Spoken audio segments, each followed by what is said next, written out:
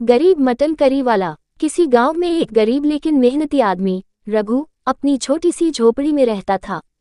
रघु की आर्थिक स्थिति इतनी खराब थी कि वह दिन रात मेहनत करके भी 2 वक्त की रोटी मुश्किल से जुटा पाता। उसकी पत्नी सुनीता और 2 छोटे बच्चे भी थे, जिनकी जिम्मेदारी उसके कंधों पर थी। रघु का काम था गांव के बाजार में मटन करी बेचना, लेकिन उसकी स्थिति इतनी दयनीय थी कि वह खुद मटन करी खाने का सपना भी नहीं देख सकता था। उसके पास न तो अच्छी सामग्री खरीदने के पैसे थे, न ही कोई खास रेसिपी। लेकिन रघु का एक सपना था, वह चाहता था कि उसकी मटन करी इतनी प्रसिद्ध हो जाए कि लोग दूर दूर से उसे खाने आएं।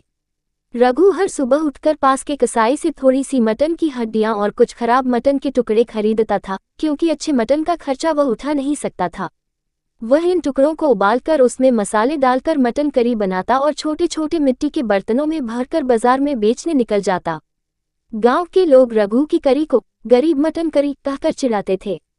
कोई उसे मजाक उड़ाने के लिए खरीदता, तो कोई सिर्फ रघु की मेहनत को देखकर। लेकिन रघु ने कभी हार नहीं मानी। वह सोचता था कि मेहनत और लगन से एक दिन उसका काम जरूर चमकेगा। एक दिन बाजार में रघु की करी के ठेले के पास से एक अमीर आदमी गुजरा। उसकी पोशाक और चाल ढाल देखकर साफ पता चलता था कि वह शहर से आया है।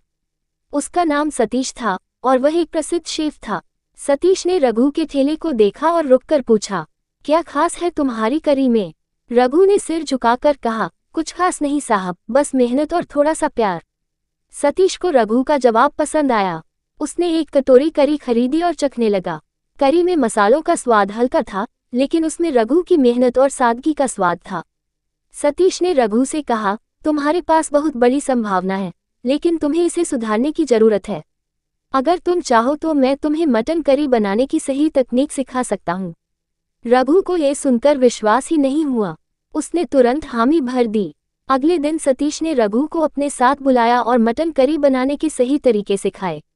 उसने बताया कि अच्छे मसाले, सही मात्रा में मटन और धीमी आंच पर पकाने से करी का स्वाद कई गुना बढ़ सकता है। कुछ ही दिनों में रघु ने सतीश से करी बनाने की कला सीख ली।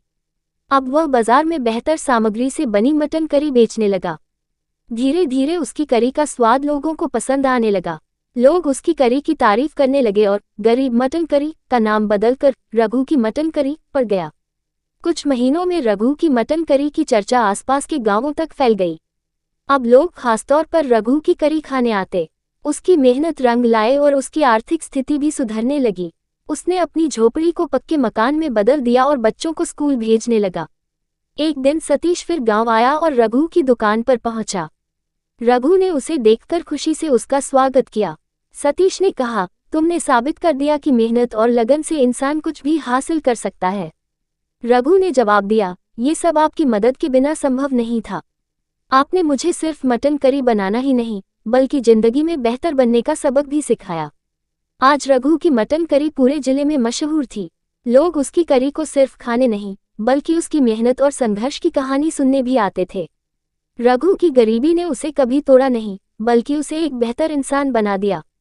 रघु की कहानी हमें ये सिखाती है कि जिंदगी में हालात चाहे कितने भी मुश्किल क्यों न हो, मेहनत और सच्चाई से हम हर मुश्किल को पार कर सकते हैं।